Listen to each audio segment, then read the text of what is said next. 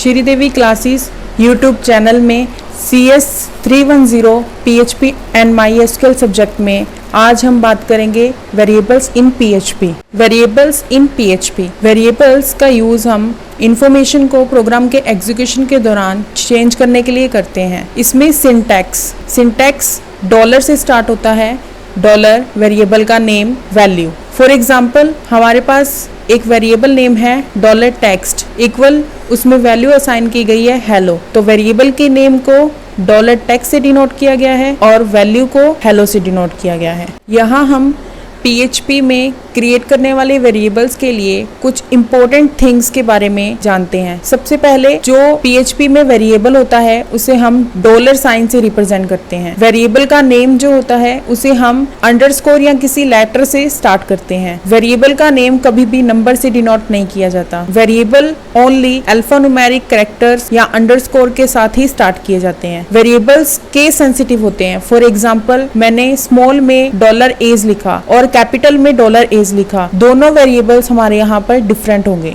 अब हम बात करेंगे इको स्टेटमेंट की। इको स्टेटमेंट में PHP में इको स्टेटमेंट को स्क्रीन पर डेटा आउटपुट रिलीज करने के लिए यूज में लिया जाता है। फॉर एग्जाम्पल हमने कोई वेरिएबल लिया डॉलर टेक्स्ट और उसमें वैल्यू पुट की दिस इज PHP लैंग्वेज। जब हम इस वेरिएबल डॉलर टेक्स्ट को इको करवाएंगे तो हमारे पास रिजल्ट शो होगा दिस इज PHP लैंग्वेज। अब हम बात करेंगे PHP वेरिएबल स्कोप की। वेरिएबल स्कोप PHP में एक ऐसा पार्ट है जिसमें वेरिएबल्स को पूरी स्क्रिप्ट में कहीं भी यूज किया जा सकता है। PHP में डिफरेंट टाइप की 3 वेरिएबल स्कोप्स हैं, local variable, global variable and static variable. अब हम बात करेंगे लोकल वेरिएबल्स की। लोकल वेरिएबल को फंक्शन में लोकल कीवर्ड से डिफाइन किया जाता है। फॉर एग्जांपल हमने कोई वैल्यू ली $x = 4, तो यह हमारा आउटसाइड फंक्शन वेरिएबल है। फंक्शन असाइन x नाम का एक हमने डिनोट किया जिसमें वैल्यू ली $x = 0। जब हम इनसाइड फंक्शन को कॉल करेंगे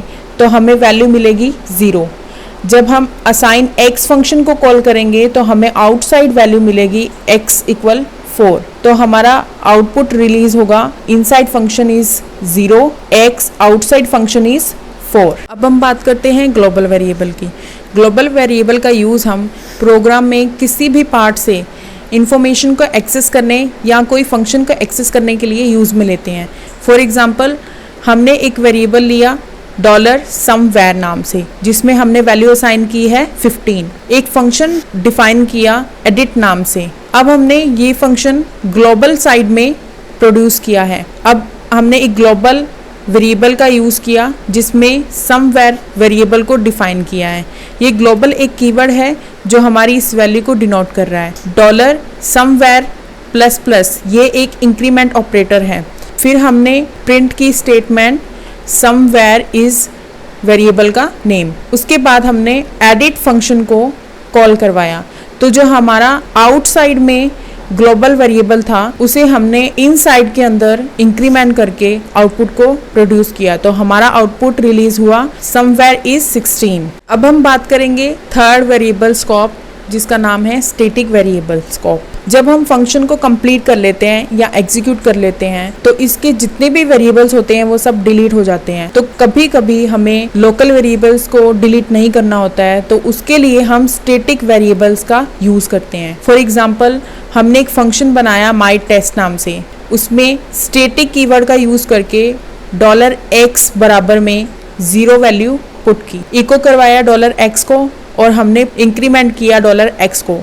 अब हमने आउटसाइड में 3 बार myTest फंक्शन को कॉल करवाया। इससे क्या होगा, जो हमारे फंक्शंस डिलीट हो जाते हैं, जो हमारी वेरिएबल्स डिलीट हो जाते हैं, वो एग्जीक्यूशन के दौरान स्टैटिक कीवर्ड की वजह से डिलीट नहीं होंगे और हमें जो आउटपुट चाहिए होगा वो प्रॉपर टाइम पर मिल जाएगा। तो पहला हमारा आउटपुट आएगा 0, सेकेंड इंक्रीमेंट होकर आएगा 1 एंड देन इंक्रीमेंट होकर आएगा 2 और हमारा आउटपुट प्रोड्यूस हो जाएगा। आज की वीडियो में बस इतना ही। वीडियो देखने के लिए धन्यवाद।